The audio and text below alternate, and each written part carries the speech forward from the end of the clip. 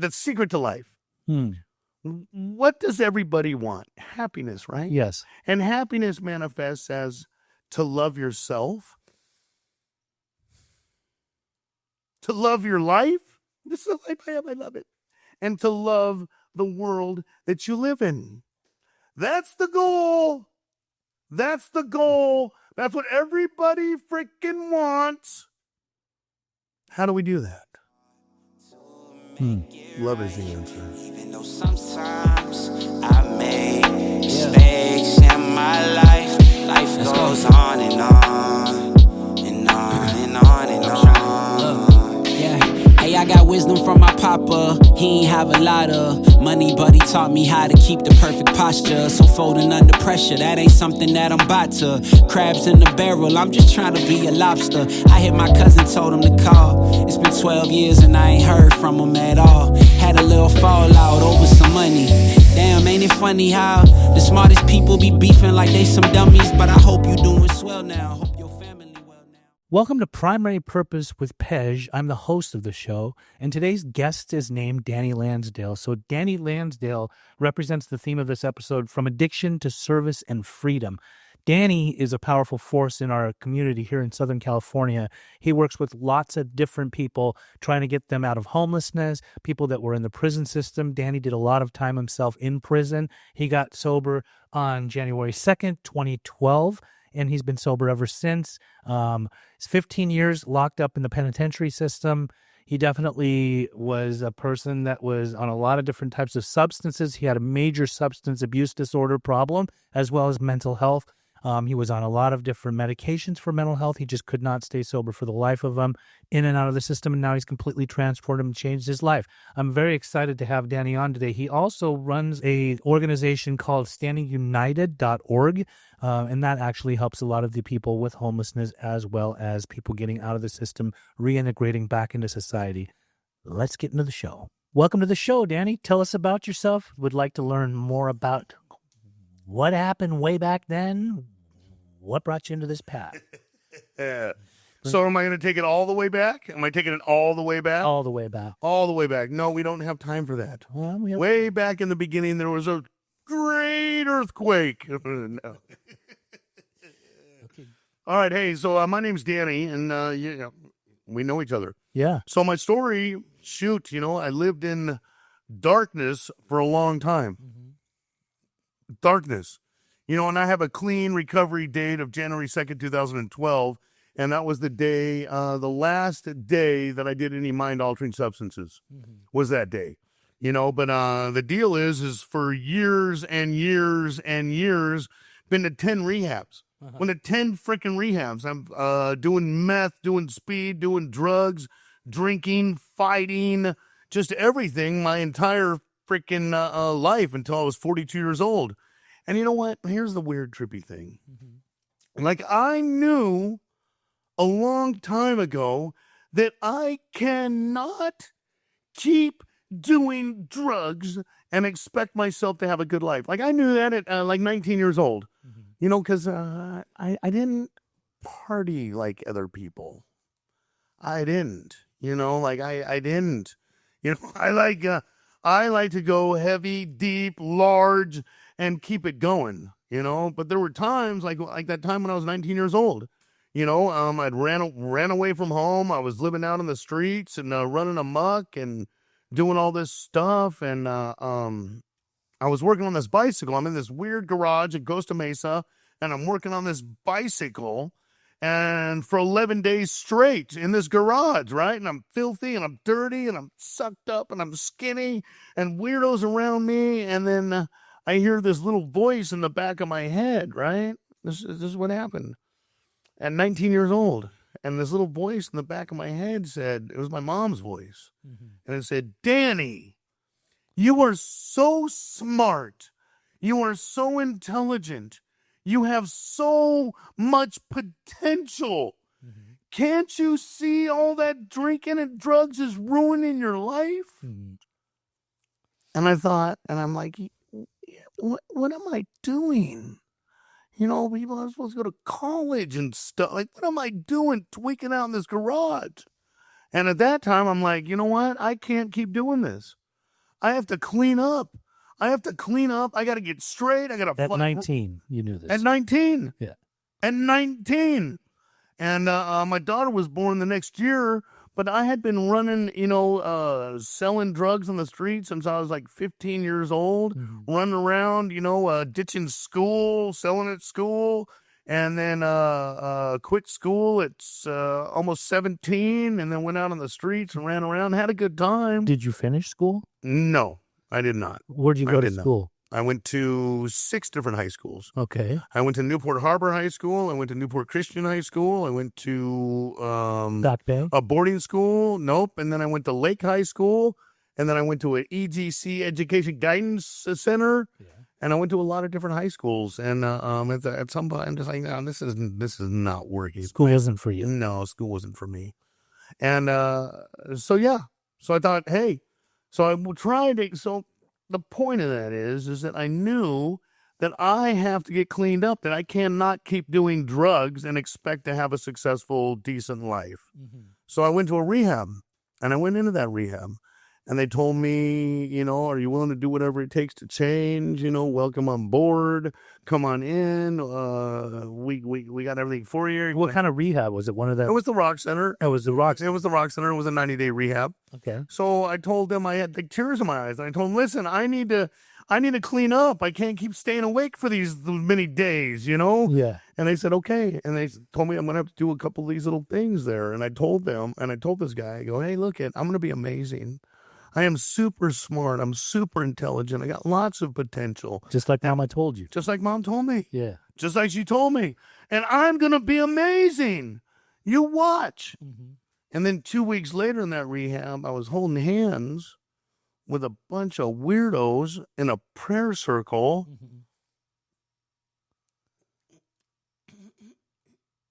Yeah, I don't feel amazing. Like this is not it.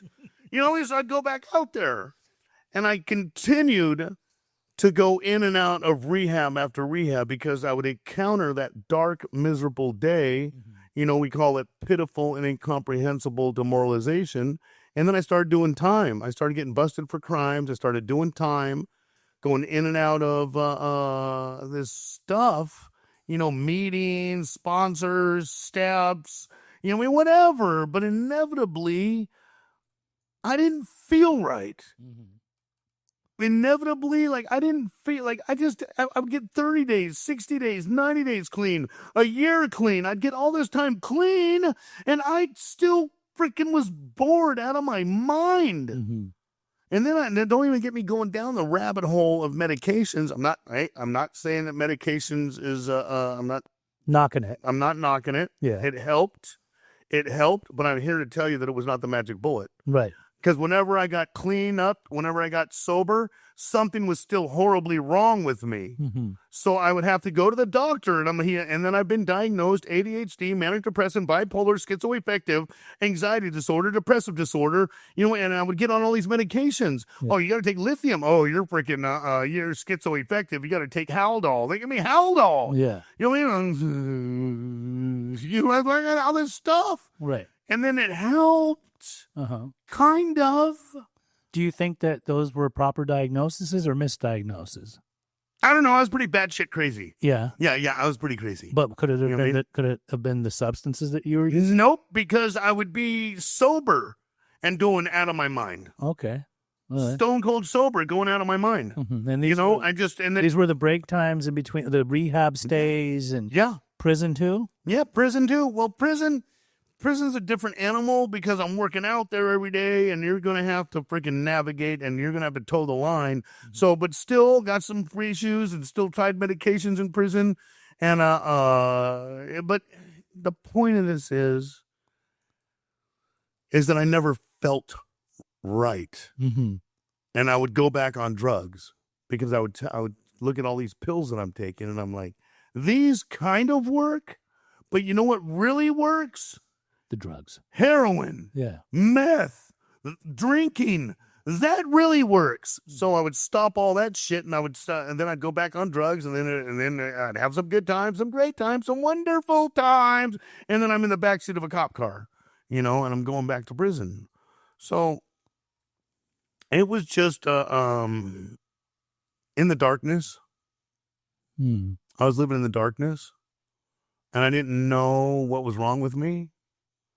And to get to the point of it is real quick. You know what the problem is? Fear. Okay. Fear. Fear. That's what it all boils down to. Fear of not having enough. Fear of not being enough. Fear that people not being loved enough. Fear that I'm not good enough. Fear that I don't have enough. Fear that people aren't treating me right. Fear that I'm not getting my way. Fear, fear, fear, fear, fear. And then it manifests into selfishness, greed, depression. It manifests into, anger, gluttony, lust, sloth, envy, greed, pride. You know what I mean? All these negative energies that are just infecting me. And you know where they came from? Where? I'm going to tell you where they came from. I've been hurt. Hurt. And hurt causes pain. I've been hurt mentally, emotionally, physically. And then that hurt is still playing out inside of my spirit. And it is hurting me. And I got this pain in me, and the wound is wide open, and I'm bleeding all over people that didn't even hurt me. Because I'm angry, frustrated, and then it goes into boredom, and then it goes into sadness, and then it goes into depression, and then it manifests into anxiety, and all this stuff. And then they're giving me these medications that the medications are helping because they're great pain relievers, but they don't heal the wounds. Who hurt you? Lots of people. Like? Mom, dad, being denied stuff, and not being loved enough, school, getting made fun of. You know what I mean? My dad was pretty handsy, like really handsy back then. You know, and then relationships, girls, you know what I mean? All this, that just hurt. Normal people get hurt, and then they don't stew on it forever and then base their whole identity on these hurts. So because of that pain, it turned me into a person that can hurt people. And then I found out that I can hurt people now. And then I ain't going to take no shit from anybody. Yeah. You know what I mean? You're not going to freaking hurt me. And then I build this wall, right? And then that wall allows me, it protects me, but it also keeps all the love out. All of it. Makes sense. So now I'm rolling around in fear, and when I'm in fear, I demonstrate, you know what I mean? Fear says, hey, I'm just going to be angry, and I'm just going to be freaking, I'm going to protect myself. And then I get so convoluted and so confused that I need to get some relief, and I do drugs and drink because drugs are a great pain reliever.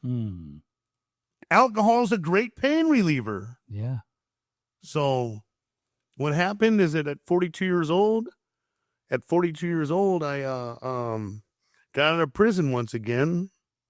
Got out of prison. I'm 42 years old because I just went back for 3 more freaking years. I got a total of 15 years in there. And I'm on the bus.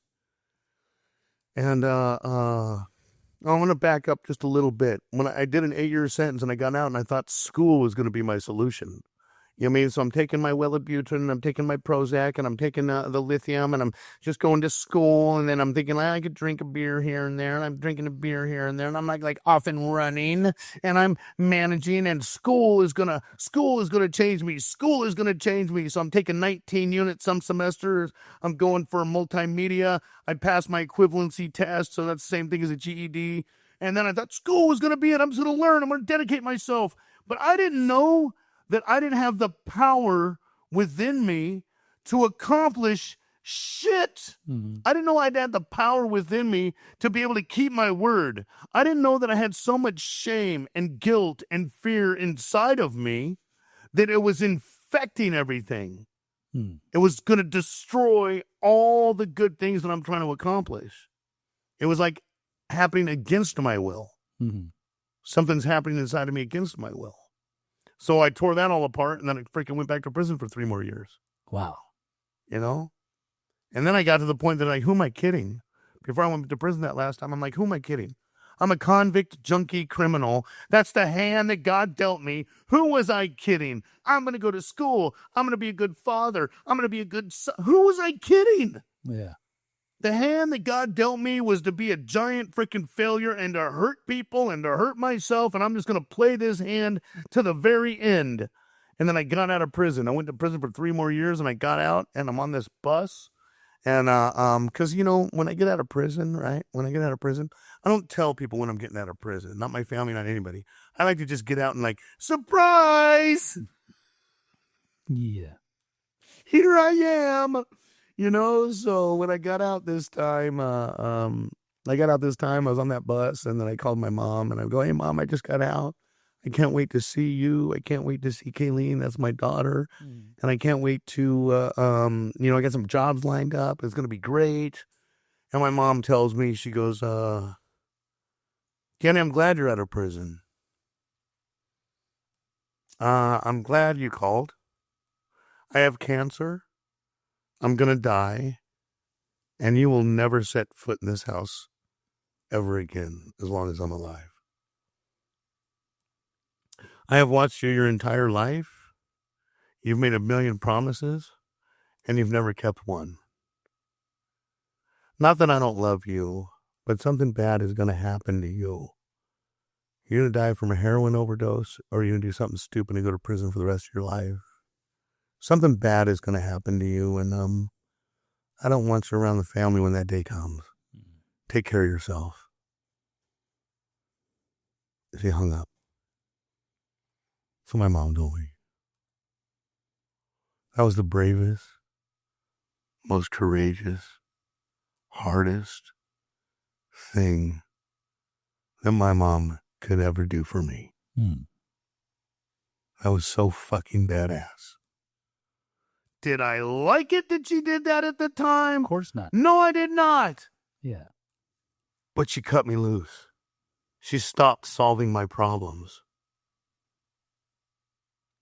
That didn't stop me. 7 days later, I'm in a weird house with a weird dude, and I'm doing drugs, and I'm like fucking drinking whiskey, and I'm shooting heroin, and I'm laughing, and I'm like, who am I going to rob? Who are we going to rob? Oh boy, what are we going to do? Who are we going to get? Let's what's up? And then I looked over in the corner of this room, and there was a black trash bag in the corner of the room. And it was in that black trash bag.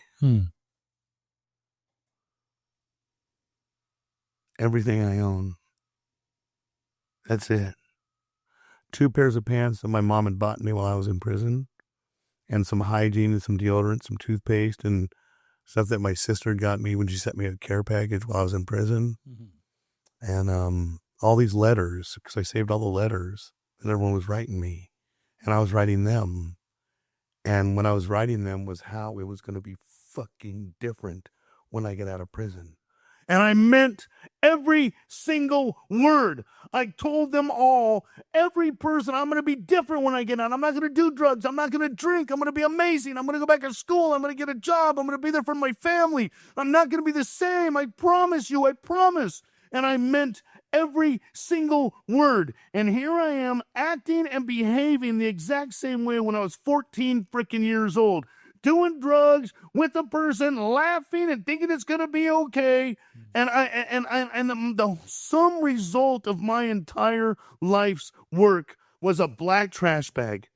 Every bit of knowledge that I've learned about people, places, things, situations, circumstances, every bit of knowledge I learned in this place called life, I'd put it to life, and at the end of it all, black trash bag. So what happened? I wound up going into this program. And I heard this guy talk about this process of change. He said, he goes, the program isn't just putting the plug in the jug and now you're going to be amazing. The program, and I'm a 12-step guy, and the program is these 12 steps, right? So I thought, I had many meetings and how many rehabs and how many things have I been to. And I'm like, thousands of meetings and lots of rehabs, but I've never done these. I never worked the program. I got this analogy and it's like, if I'm really overweight, right? If I'm really overweight, and I'm like, I got to do something about this, and I'm really tired, and I'm really lethargic all the time, and I'm really out of shape, right? And I'm like, I got to do something about this. And then someone tells me, hey, Danny, why don't you go to the gym? Oh, my God, yes, I'm going to go to the gym. What a good idea. So I go down to the gym and I get the membership and I sign up for the gym and then I go, dude, I'm going to be here for 1 hour every single day. I'll be here tomorrow at 6. And then I show up tomorrow at 6 and the guy goes, Danny, today we're going to do arms. And then I go like this. I pull my phone out, smoke a cigarette. Hey, you know what? I'm going to be here for an hour. I got some stuff going on with my chick right now. You know what I mean? But handle those arms. I'm going to be here for an hour every single day. Don't trip. I'm going to be here for an hour, but handle those arms. I'm going to be right here. I got to deal with this. And every day I show up to the gym. Oh, I got this thing, but hey, I'm here, but I got to fill out these applications and stuff. I got to answer these emails. I got to do this, but handle that cardio, handle those arms, handle those legs. I'm going to be here for an hour every day. Yeah. And if I show up for an hour every single day and all I do is watch and listen, watch everyone working out, listening to everyone working out, and I'm not doing shit, at the end of 6 months, I'm going to be more tired than I've ever been. And then the next time someone tells me join the gym, I'm going to tell them, the gym doesn't work. I joined the gym. I was there for an hour every single day for 6 months because I didn't work it. So this time, I worked this program and I found out there's these, you know, I don't want to go too deeply into like, you know, step work and all that stuff, but all it is, all those 12 steps, this freaking program, all it is, it removes the freaking fear that is inside of me. That's all it does. I wrote down on a piece of paper every single person in life that hurt me. Every time I hurt myself, every person I disappointed, every person I screwed over, every person that screwed me over. And there's hundreds of them. And then I found out that that guy will never achieve happiness. That guy is suffering. Hurt people hurt people. That guy's hurting, and that's why he's hurting everybody. And then I found out through this process with meditation and prayer and recognizing and see the spiritual practice is, the main thing is awareness. Because we don't know what we're doing. Did you know that when you fill yourself up with anger, hate, resentment, that you poison yourself? Did you know that when you blame anyone for anything, that you become a victim? Well, I blame you for the way that you act, for the things that you did. I am blaming you. I am saying you have power over me. You have power over me. You can make me feel any negative way that you want. I am choosing to feel negative, feel angry and frustrated, and I'm blaming you, and I have no power over my own happiness. I am a victim. Blame, if you remove blame out of your life, you will be 80 to 90% more happier. Do you know that? Yeah. Blame. You know that there's 3 ways to fail at everything in life. You want to hear them? Yes. 3 ways to fail at everything in life. 1, blame other people for your problems. 2, complain about everything. 3, never be grateful. And you will fail at everything in life. Boom. Boom. I'm a victim. I'm blaming. I'm complaining. I'm not grateful. And I expect to have a great life? No. No. I will not have a great life. No.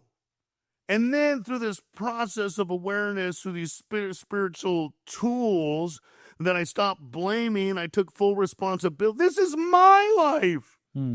This ain't all of your life. This is my life. And I'm not taking responsibility for it. I am not choosing. Turns out the magic of life, guess what it is? Guess what it is? What is it? The secret to life. What does everybody want? Happiness, right? Yes. And happiness manifests as to love yourself, to love your life. This is the life I have. I love it. And to love the world that you live in. That's the goal.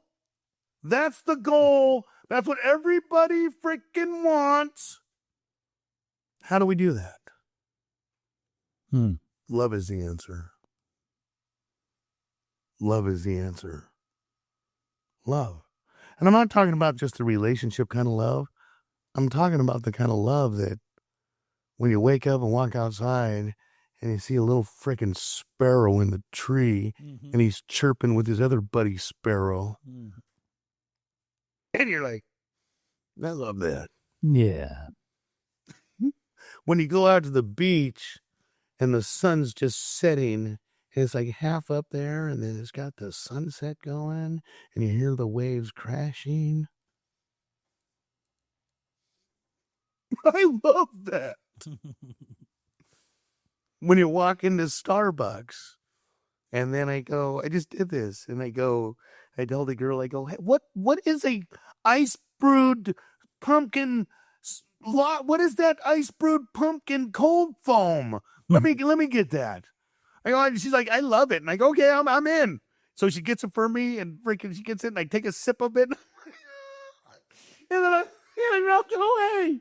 I love that. Come here. She goes, come here. And I go, good job. I love it. I love it. I absolutely love it. Love is the answer. Love is the answer. Love is the answer. So by going through this process, a spiritual practice is okay. First, we're aware that the problem is hate. We're aware that the problem is hate and anger. We're aware that the problem is we don't like ourselves, we don't like people, we don't like places, we don't like things, and it creates this negative energy inside of us.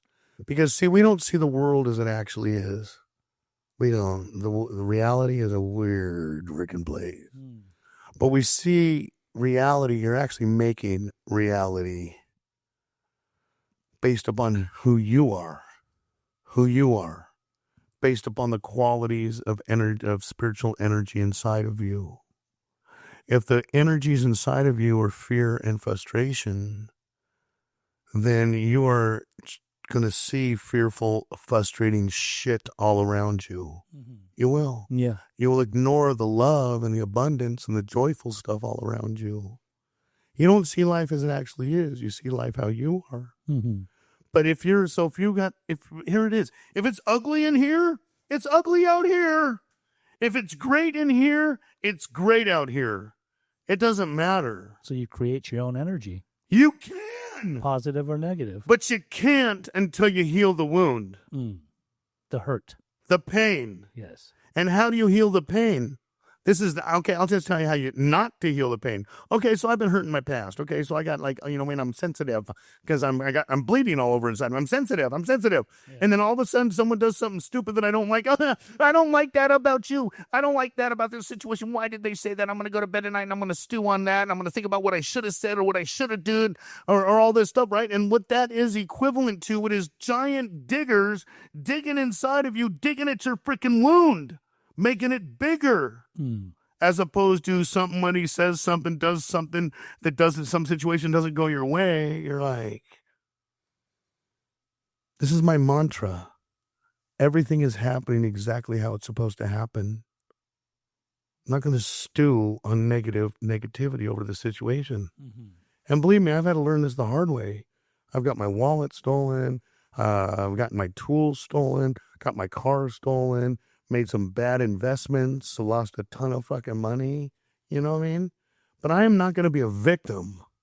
I was in that situation. That situation, I said, thank you for this screwed up situation because this is a testament of my willingness to overcome negative shit.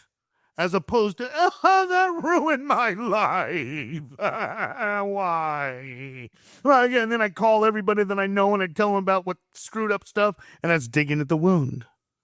As opposed to, all right, this was some screwed up stuff I just went through. Let's look at the horizon. What more can we create and build as opposed to having this circumstance or situation bring me down? There's this word that I came across and it has so much meaning to my life. What's that? And that word is called unfuckwithable. Unfuckwithable. You know what the definition is? Tell me.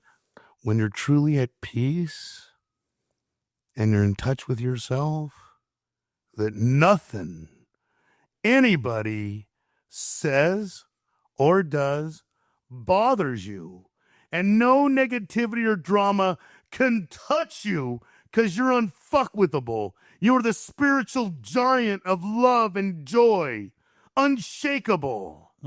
Now, I am not perfect at it, but I aspire to be it every day. This is the process of change, man. Okay, well, you know that the topic of this particular podcast today is From Prison Walls to Purpose. Okay. And being that this is the podcast is called Primary Purpose with Pej, we're going to get into some questions. Great. Questions that were presented to me by the producer and then also by some people that were online, too. Okay. From TikTok and various places. The very first question I wanted to ask you is, how did addiction push you into the cycle of incarceration over and over again? Oh, that's an easy one. Stupidity. I mean, if you really boil it down to that, stupid decisions get you locked up. It's not stupid. It was, okay, it was this. I didn't ever feel like I was enough. Yeah. I didn't ever feel like I was enough. You know what I mean? And then I, was fearful and upset. So then I found out that this thing called pride, that I can rob, lie, steal, cheat, hurt other people, fight, and I could have this weird respect, right? And so that fed my ego, right? And so then it validated me as a tough guy, okay? It validated me like that. And so then I believed that the world sucked. And I believe that I was like, I'm good at hustling, manipulating, lying, cheating, being a con artist. I learned like, hey, I'm good at that. Yeah. If I was good at it, I wouldn't have spent 15 years in prison.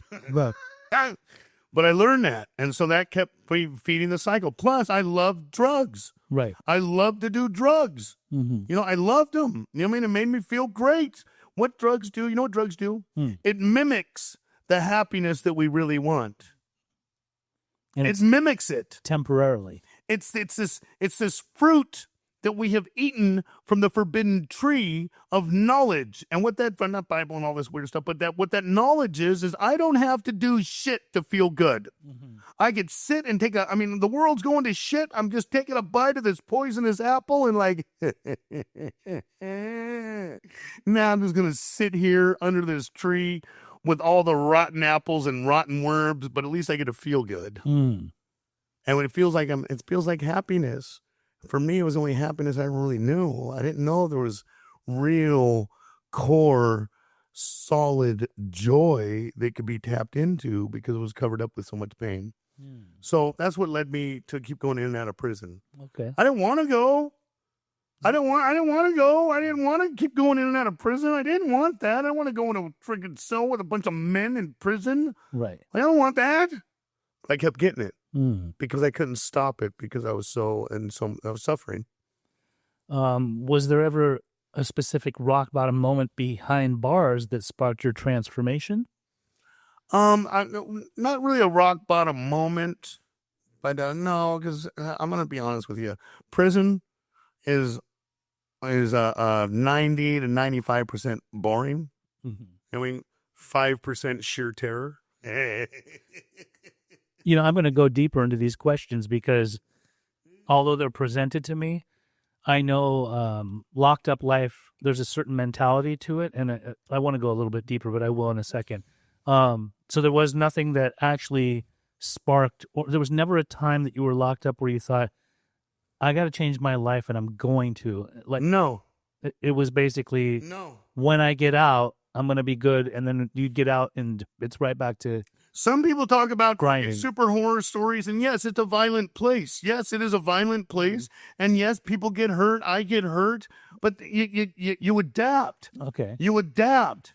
You know what I mean? You adapt. So, and you got to learn to navigate it. Well, I mean, I did fine in prison. That's why I want to talk about going a little bit deeper. So, obviously, especially here in California in the penitentiary system, there's a lot of segregation of races. Okay. So when you have certain people, everyone has to pick a card right? Sure.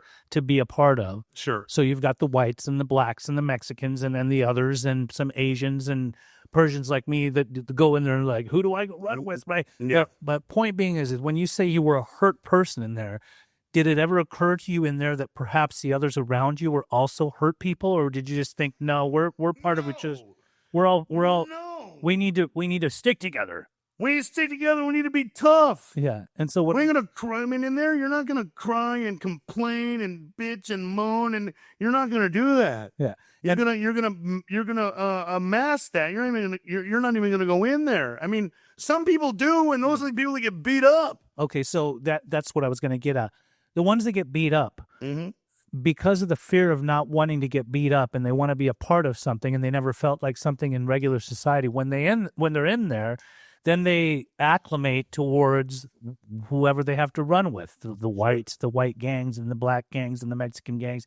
Some of them are actually from the streets. I'm talking like there's plenty of people that we know from the Mexican, the barrios, and things like that. They grew up in that type of environment, so it was inevitable for them to end up being locked up in there. But even like amongst the whites, like some of the whites that end up coming together in those white prison gangs, it's because there's that fear of, if I'll be a chump if I don't take care of my people and do what my people require me to do to be a part of this. There's that fear within them too. They become conditioned to think like, this is who I am. It becomes an identity, right? Sure. Well, you adapt. Yeah. You know what I mean? It's like, and sometimes it's like, okay, so I get zapped to the North Pole. Right.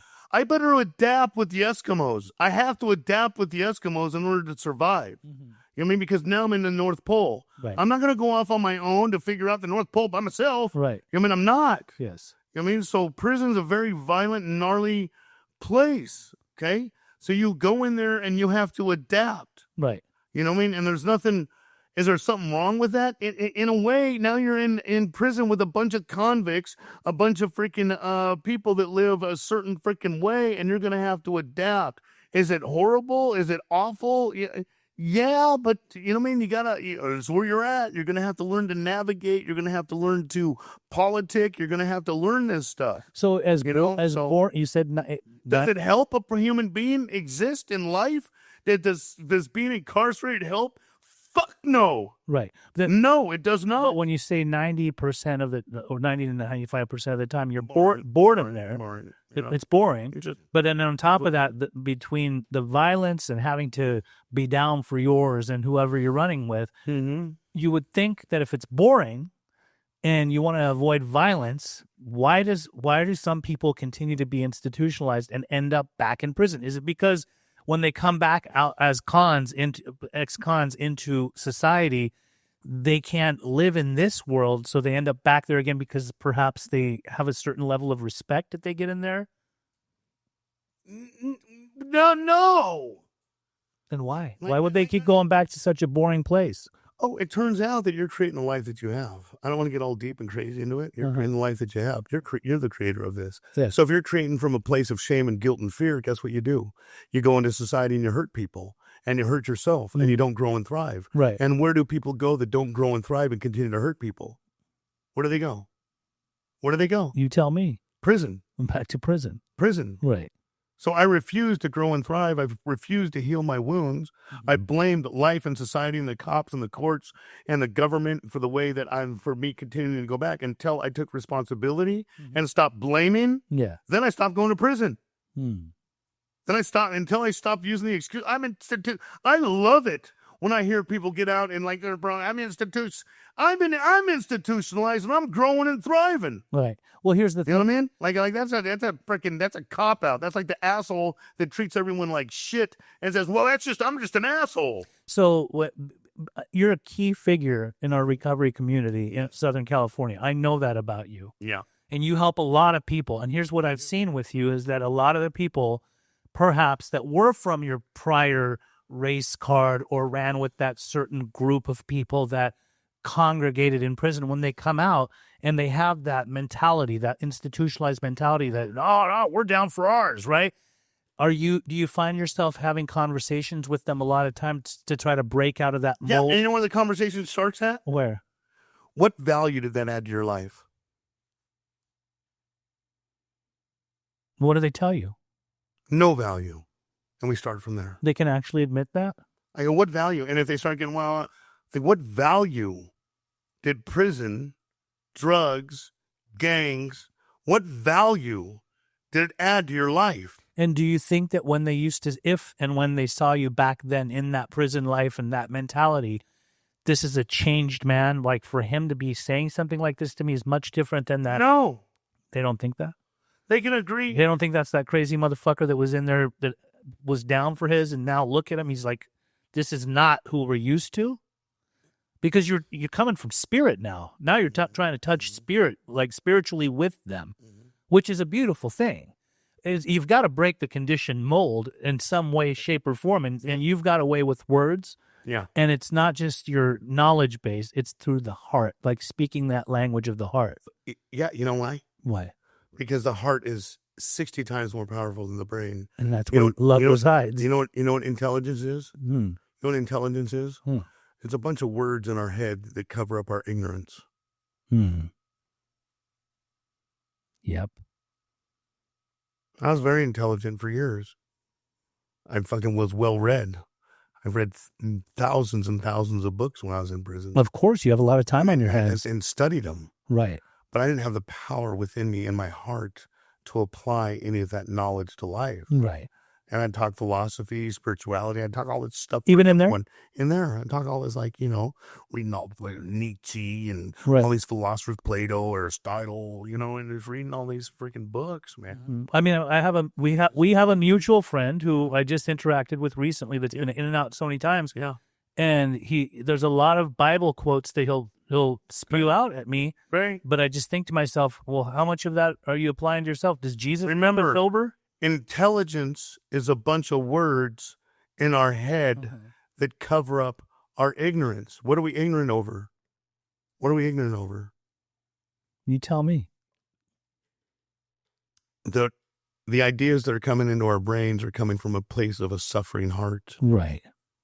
And as long as the heart suffers, you'll create a life of suffering. And continue to. And continue to, whether you want it or not. So what role did spirituality play in surviving prison and rebuilding your life after? Oh, that's easy. I made it. What role did it play? It didn't play any role in there, but obviously it did, because my entire journey, I have lots of friends of mine that are never getting out. Lots of friends of mine that are dead. Lots of friends of mine, we all ran the same streets, did the same crap, lots of the same stuff. If they're never getting out, do you think that... Like, so what did spirituality have? What role did it play? Okay, so if spirit comes from love and from God, okay, do you think that those people were neglected by God, that they'll never get out? Or do you think did they have the opportunities and the chances to be able to make the right decisions to... We all do. We all do. We all do. Every human. But there's a thing that prevents us from that. Ego. Yes. The hardest pill to swallow is the hardest pill that we have to swallow as human beings, I believe, is to recognize, at least for me, to recognize that I will never be able to manage my own life by myself. That I don't have the capacity and the power to run my life by myself, with myself, for myself, and accomplish things by myself. Because you tried that, and it just kept putting you back in dark places. Actually, it turns out that no one can. No one can. But the ego says I can. Margaret Thatcher, and, she was a prime minister of England, right? Mm-hmm. And she got this award for saving the country. It was some award.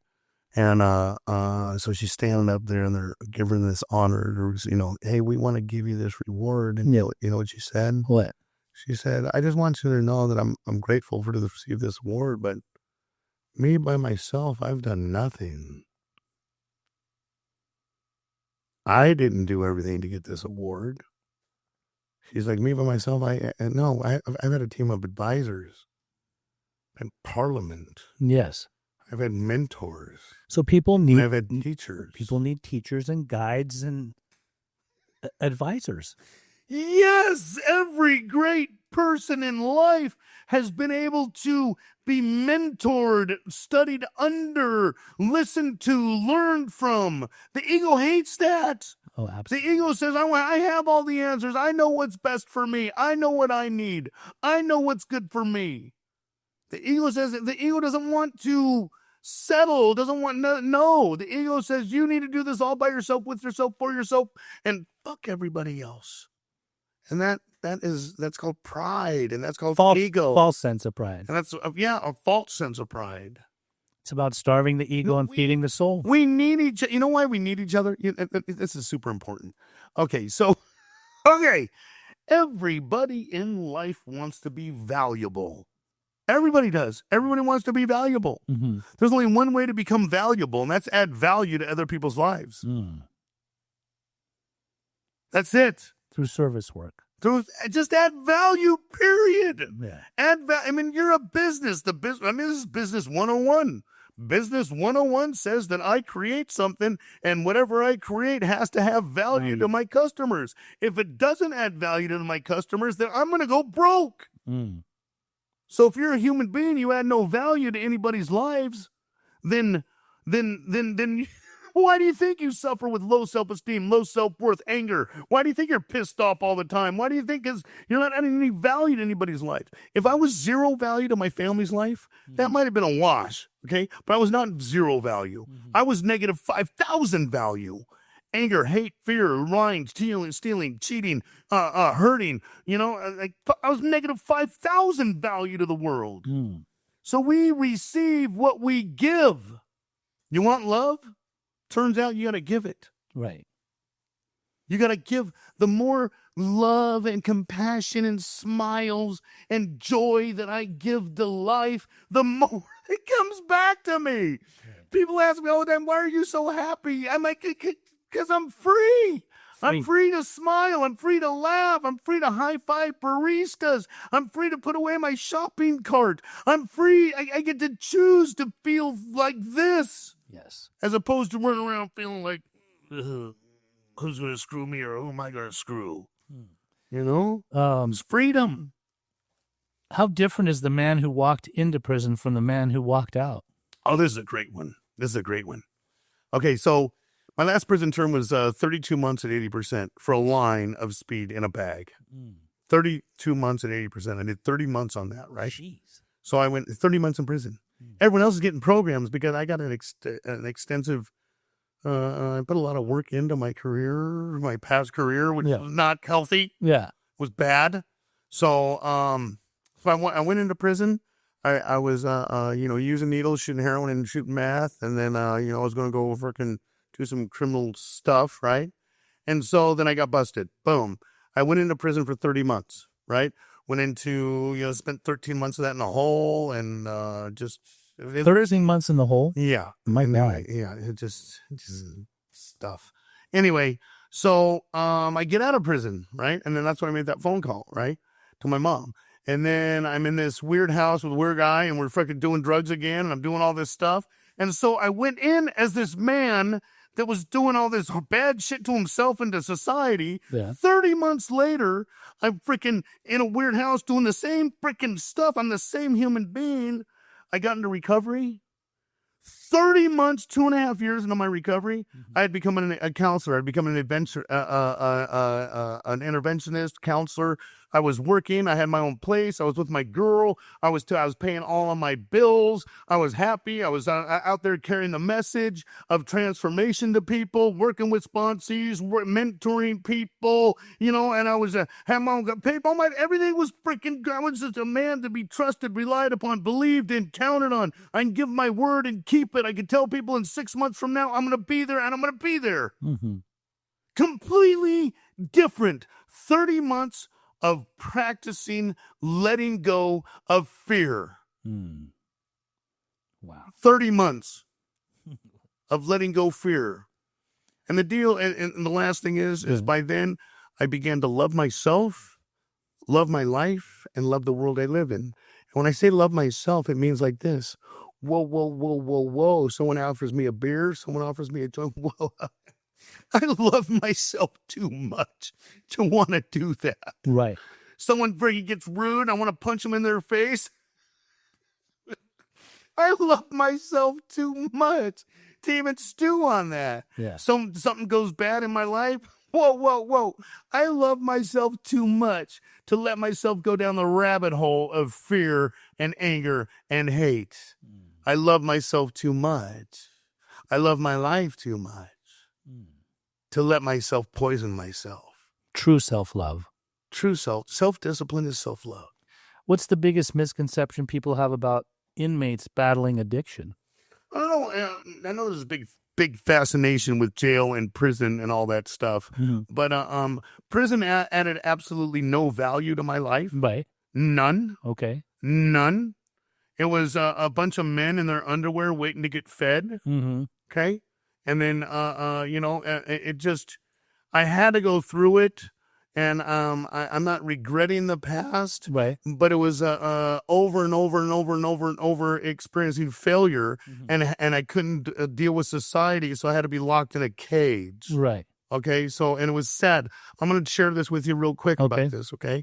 We'll get to the misconceptions, right? But so when I used to go to Chino Prison, right, it was a very exciting, like crazy exciting time when I was going there in the 90s and the in the early 2000s, right? It was like on and cracking, So we'd get there, and it was just like giant place. I mean, you got these wings and these tiers and all these people in the cells, and you're shooting little letters and kites, and who's who and what's what and what's up, and what's going to go down when yard opens, and very crazy time, right? Yes. Okay.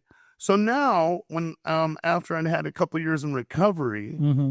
Right. I spoke at a place and I was asked to go back to that prison. Okay. And I went in through the door and I was escorted into the prison to go talk to the guys on the yard. Right. And so now I'm walking in on this prison yard and I'm looking at the cells and I'm like, yeah, I was in there. Oh, that went down there. Oh, that's already there. And I'm looking at this prison yard that I lived in many times, and then I paused for a minute and I really looked. You know what I felt? You ever go to the pound? Yes, the dogs. You ever go to the pound? Yeah. And all these dogs locked in cages? That's how I felt. It was sad. All these guys are not horrible people. No, they're just lost. They're suffering. Yeah. They're suffering people. And they can't deal with society because they're hurting so bad. And they're taking it out on the world. And they have to be locked into a cage. And they've made some bad mistakes. And now they got to be taken away from society and put into a freaking cage. Fucking horrible. Yeah. Sad. How did service and helping others become the key to your freedom? The more love you give, the more you receive. The more compassion you give, the more you receive. The more joy you give, the more joy you receive. The more kindness you give, the more kindness you receive. Yeah, you've touched on it so much because by going through your own transformation and process of realization of who you thought you were and who you want to be, now it feels good to give. Because you're happy. You've gained that happiness. I've learned one thing. I want to say this. We are creating the reality. God, higher power, universe, I don't want to go all deep into that, but gave us the waters of life, gave us this clay of life. We're the ones that build shit with it. We are. And if we're angry and frustrated, we build crap. If we're joyful and loving and kind and compassionate and add value to other people's life, we build good shit. And yeah, bad shit does happen. I get it. Bad stuff does happen. But we got to come from a place of kindness, turns out, is the superpower. Kindness. I used to think kindness was people are weak if they're kind. People who take kindness for a weakness, I'm going to be walked all over. That's because I was afraid. Right. Turns out kindness opens all doors. What drives you to keep going back into prisons and schools to speak today? Because we could change. The human being is more powerful than we freaking realize. The human being is capable of transformation. We just have to be able to recognize, use our awareness to recognize the poisons within us and be able to release that. Be able to release that instead of fighting that. That's what I do. I believe I have it's an asset and a liability because I freaking believe in everybody. And that's not a bad thing. It can be. Well, they're all God's children. Be something. They're all God's children, but sometimes they get wrapped up in some people that they're just not ready right now. Yeah. And it's been that was us for a long time. I get it. I got it at my 147th chance. I know. We talked about this recently. It gets frustrating. I get it. It does get frustrating. But, going back to my mantra, nothing happens. Everything is happening exactly how it's supposed to happen at this time. That mantra is because I cease fighting everything and everybody. I cease complaining. I cease blaming, and then I can get a really good look at things. Okay. I'm not perfect at it, but I aspire to be a better man every day. If you could speak to the version of yourself locked up, what would you say? You're an idiot.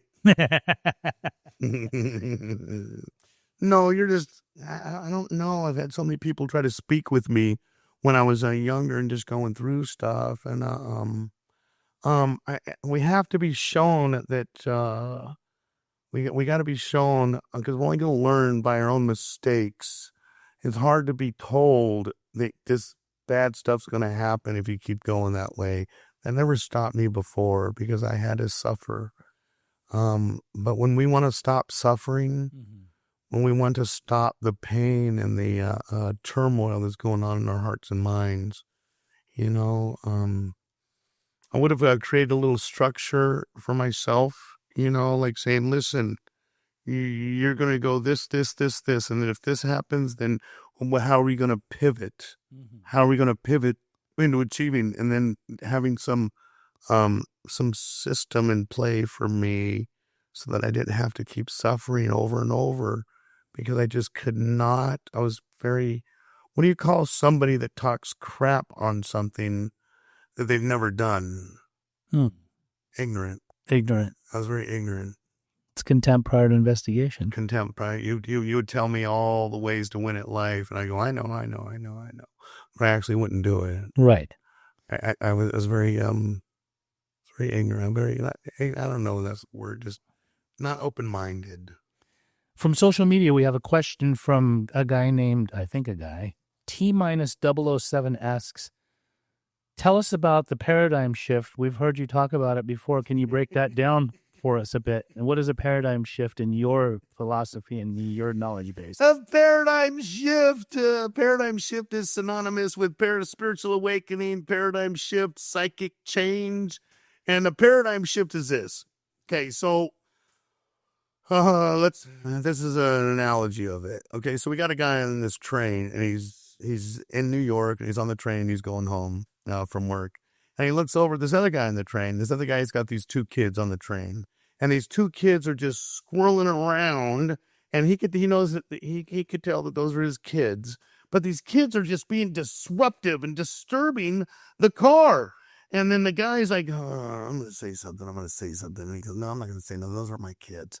And he goes, no, I'm not. And the kids are still strolling around, wrestling on the ground, doing stuff. And then he's looking over at the father, and he's like, what kind of father allows their children to act and behave that way? He goes, my kids do not act that way. No freaking way. And he's getting pissed off. And he's getting angry and upset. And he's looking at the dude. And he's like, I'm going to say something. And he goes, I'm not going to say anything. And then he just can't stand it anymore.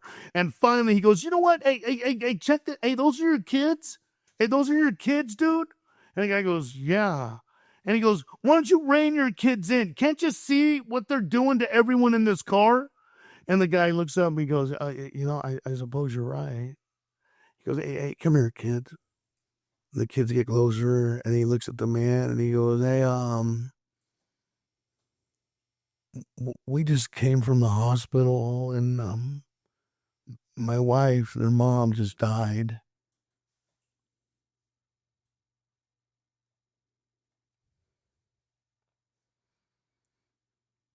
That's a paradigm shift. where the man knew exactly what time it was, that this guy's a piece of shit father, that he raises bad children, that this guy just ignores his freaking children, that this guy is just not being a man, not being a father, being an arrogant idiot, letting his kids be disrespectful. And he knows that that is shitty. And he has all the answers in his head. And he stands up there and makes a stand, and then something else happens, get some other information. Or before he was filled with anger and hate and rage. And now he goes, hey, bro, I am so sorry. Yeah, I didn't know. Hey, what can I do to help you? Like, hey, can I get your kid? What do I do? Here's my number. Please call me. Like, I didn't know. Hey, I'm sorry, I was out of line. That's a paradigm shift. Beautiful. Squirrely Girly asks, does a person need to work the 12 steps to have a psychic change? And did you have one before you started them or after? Okay. So, no, I will never tell you that the 12 steps is the only way to recover and to have a psychic change. I'll never tell you that if you don't work a step, you're just going to be screwed forever. But I will tell you that I will tell you this. Okay, so there's lots of ways to improve our spiritual condition, because that's what we all want. That's what a paradigm shift does, a psychic change does. It improves our spiritual condition, where before we were living and existing in the darkness. The darkness says that I bump around in this darkness. I don't know what the hell I'm doing. I'm hurting myself. I'm hurting other people on accident most of the time. I don't want to live in darkness. I don't want to hurt, but I can't fucking see. Okay? So now for the psychic change that I have experienced, it's like a 30-foot dimmer switch in a dark room. Okay. It's a 30-foot dimmer switch, and it's down. And so now it starts to go up just a little bit, and I get 1 watt of light. I can't really see shit. I'm still bumping around. And then I do some spiritual practices, and it goes up a little bit, and it goes up a little bit. It goes up. So now we got 5 watts of light. It's kind of dim. I don't know. And then it gets 6, 7, 8, 9, 10, 20, 30, 40 watts of light. Now I can start to see. Now I can see, like, oh my God, I was hurting these people. I was hurting myself. I was tripping on oh my God, it was all this fear and all this clutter and all this crap in here. Let's clean this shit out. And then it goes up to 70, 80, and I keep doing spiritual practices, keep removing the anger and the fear within me, and keep practicing gratitude and joy, practicing peace and serenity. And then the light gets brighter, right? Okay. So that's those 12 steps. That's what basically it is. You take an inventory of yourself, you make amends to people that you hurt, you align with your moral compass. It's AA, NA, whatever, does not have a monopoly on spiritual practices. Okay? There's lots of different methods, but I will tell you this. You must work with somebody that has some kind of light and joy and gratitude within them, that isn't screwing themselves and screwing the world around them, isn't complaining and filling themselves up with negativity, whether it's a coach, a mentor, someone from the church, someone from any kind of, gotta work with somebody. Somebody got to work some kind of practice that isn't coming from your self-inflicted ego. Because remember, I got something in here that screwed me over and over and over and over again. And so I am going to keep taking advice from that. I screwed myself. So now I'm going to take advice from myself. No, I got to be fired for a little bit in order to work some kind of a program, mentor, sponsor, coach, freaking something. I'll never tell you that, but the thing about the 12 steps is it's available, it's for free, and it is worldwide. The very last question is from Mary143. She says, when it comes to mind, body, and spirit on your new path, what kind of practices do you like to incorporate into your life? Do you do yoga or anything like that? Yeah, I'm actually a certified yoga instructor. You? Namaste. Namaste. I know that stuff. And I'm not like teaching right now, but yoga is actually, it's a broad term. But yeah, I went through all the asanas and everything. But so Yes, every day I get up. I get up at 5. I do my prayers, light some incense, do my prayers, and then right after that, I work out, and then I do 10 to 15-minute meditations every day. Some days I do a cold plunge. I do some yoga, just to keep it limber. And that's the spiritual practices that I do each throughout the day. But the greatest spiritual practice is to recognize when I'm poisoning myself, when I am in fear, when I'm re-stabbing myself with negativity, and then I have an outlet for that. The more that we're aware of that, and the more that we can release that, because we're spiritually weak in the beginning. We're spiritually weak in the beginning, so we have a mountain of fear inside of us. And in the beginning of your journey, you got like a little tiny shovel, and you're like trying to release the fear just a little, and you can only release a little bit. That's why most people stop spiritual practices, because they're not making an impact. But as with any practice, at first it's a little tiny shovel removing a little bit of fear. You don't notice it, but if you keep going and you keep going and you keep going, your shovel gets bigger, your arms get bigger, your spiritual strength gets bigger, and then you start shoveling lots of stuff out. And the mountain becomes smaller, and then the joy becomes bigger, and then when a little of the mountain crap comes back in, you got a giant shovel to be able to release it fast and not stew on it. Excellent. Are you part of any organizations or what? Like, I know that you help a lot of people in the world, especially in Southern California. There's a lot of what are you part of anything? Yeah. Okay. So my nonprofit foundation is called Standing United. You could look up standingunited.org. We help people struggling with homelessness and addiction. We have a couple people on our team. We got quite a few volunteers.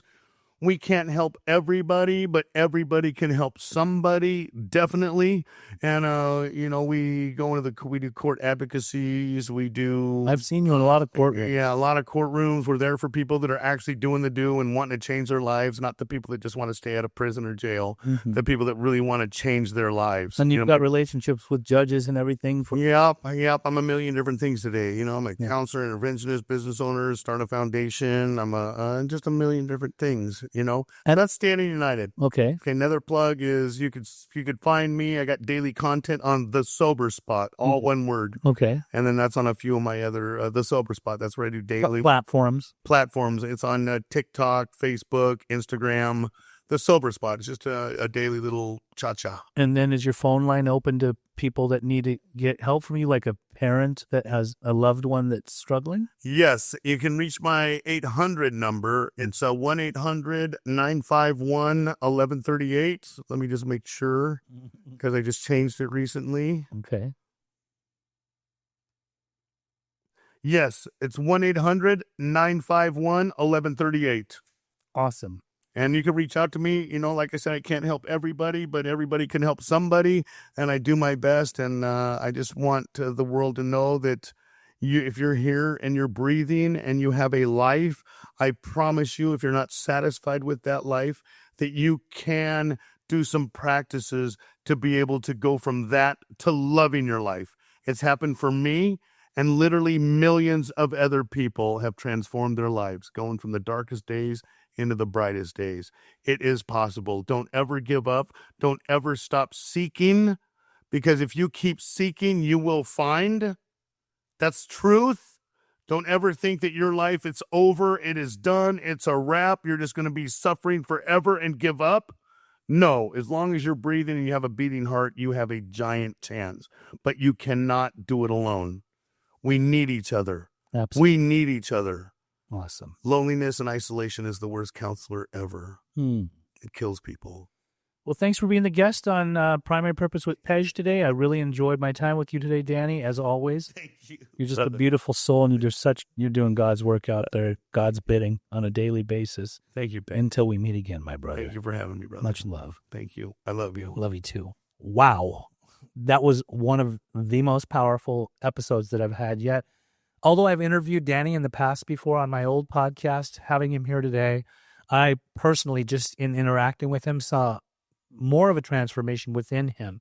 Obviously, for the mere fact that the man helps so many people, and I just know his spirit to be one of love, one that is totally transformed himself and out there on the firing line, trying to help people get out of the madness of addiction, alcoholism, and mental health. I just see something much more different about him. I've seen him over the years. He came after me in sobriety, but we kind of do this thing shoulder to shoulder. But just listening to him today, I see a man that is comfortable in his skin. And truly, when he says he carries happiness in his heart, he's not faking the funk. Like, this guy is the real deal. I love having him on today. I plan to do lots of different endeavors with him, a lot of public speaking, most definitely. Danny's one of my favorite human beings, and I know I can always count on the man. Whether we have him speak in our 12-step meetings or we have him come on a podcast, he always carries such a strong message of hope and love. And, until I meet him again, I love that guy so much. What a good episode it was today. So if you like today's episode with Danny, there's plenty of other ones. Primary Purpose with Pej. Please like, subscribe. We got to get you to subscribe. We want to grow this channel. We want to get a lot more people to get on board with what we're doing. And if you'd like to be a guest too, you can always reach out to me. The phone number is on my website, www.pejinterventions.com. And I'm always here for you. Thanks.